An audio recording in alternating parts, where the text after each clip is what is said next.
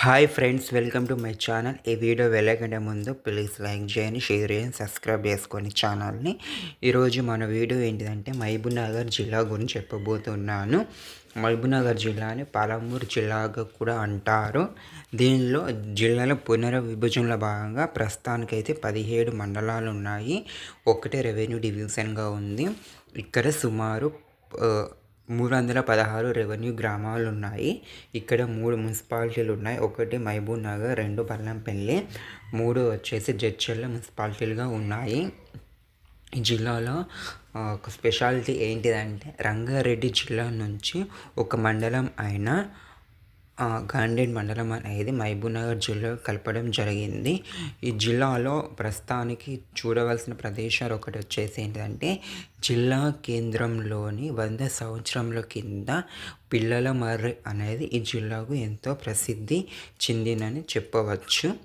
ఈ జిల్లాలో ఇటీవలనే పిల్లల మర్రికి 100 సంవత్సరాలు పూర్తి కావడంతో దీన్ని ప్రభుత్వం కూడా ప్రోత్సాహకాలు అదే కార్యక్రమము చేయడం జరిగింది. ఈ జిల్లాలో ఇటీవలనే కేంద్ర ప్రభుత్వము మహబూబ్నగర్ జిల్లా కేంద్రంలో నవోదయ స్కూల్ అనేది ఏర్పాటు చేస్తామని ఇటీవలనే కేంద్ర ప్రభుత్వం వెల్లడించిందని చెప్పగలరు.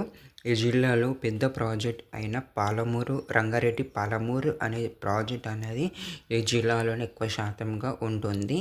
ఈ జిల్లాలో ప్రస్తుతానికి ఇక్కడ చాలామంది ఇటు బొంబాయికి వలసలకు వెళ్ళడం జరుగుతుంది. తెలంగాణలో అతి తక్కువగా అభివృద్ధి చెందిన జిల్లాలో ఇది ఒకటని చెప్పవచ్చు. పూర్వం ఈ బాగా పెద్దగా ఉండేది. దానిలో భాగంగా ఈ జిల్లాలో 6 జిల్లాలుగా విభజన జరిగింది.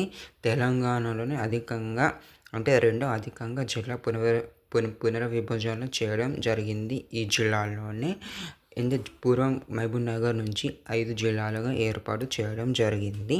ఈ జిల్లాలో ప్రస్తుతానికి వచ్చేసి పంటలు ఎక్కువగా ఇక్కడ పత్తి, కందులు, పెసర, మినుములు అనేటి పంటలు పండిస్తారు. చాలా ఎక్కువగా పండిస్తారు. ఈ జిల్లాలో తక్కువగా వరి అనేది పండడం జరుగుతుంది. ఈ జిల్లాకు సరిహద్దు జిల్లాలు వచ్చేసి ఒకటి గద్వాల్, నాగర్ కర్నూల్, వనపర్తి, నారాయణపేట్ మరియు రంగారెడ్డి జిల్లాలు సరిహద్దుగా ఉంటుంది. ఈ జిల్లాలో మహబూబ్నగర్ పార్లమెంట్ అనేది ఉంటుంది. ప్రస్తుతానికైతే మహబూబ్నగర్ పార్లమెంట్ పరిధిలోకి ఎంపీగా వచ్చేసి డికే అరుణ బీజేపీ పార్టీ తరపున పోటీ చేసి విజయం సాధించడం జరిగింది. ఈ జిల్లాలో వచ్చేసి 3 అసెంబ్లీ నియోజకవర్గాలు ఉంటాయి. ఒకటి వచ్చేసి మహబూబ్నగర్, జడ్చర్ల అసెంబ్లీ నియోజకవర్గాలు ఉంటాయి. ఇక్కడ వచ్చేసి ఈ జిల్లాలో చాలా వెనుకబడిన ప్రాంతం కాబట్టి అప్పటి వైఎస్ రాజశేఖర్ రెడ్డి జిల్లాకు ఒక యూనివర్సిటీని పెట్టడం భాగంగా మహబూబ్నగర్ జిల్లాలో ఎక్కువగా కళాశాలలు లేవు కాబట్టి ఇక్కడ పాలమూరు యూనివర్సిటీ అని పెట్టడం జరిగింది. అయితే ఇటీవలనే మహబూబ్నగర్ పాలమూరు యూనివర్సిటీలో బీటెక్ విద్యార్థుల కోసం ప్రత్యేకంగా క్లాసులు అనేవి ప్రారంభించడం జరిగింది. ఇక్కడ వచ్చేసి మరొక ముఖ్య గమనిక ఏంటంటే ఈ మహబూబ్నగర్లో రైల్వే స్టేషన్ అనేది చాలా అభివృద్ధి చెందిందని చెప్పవచ్చు.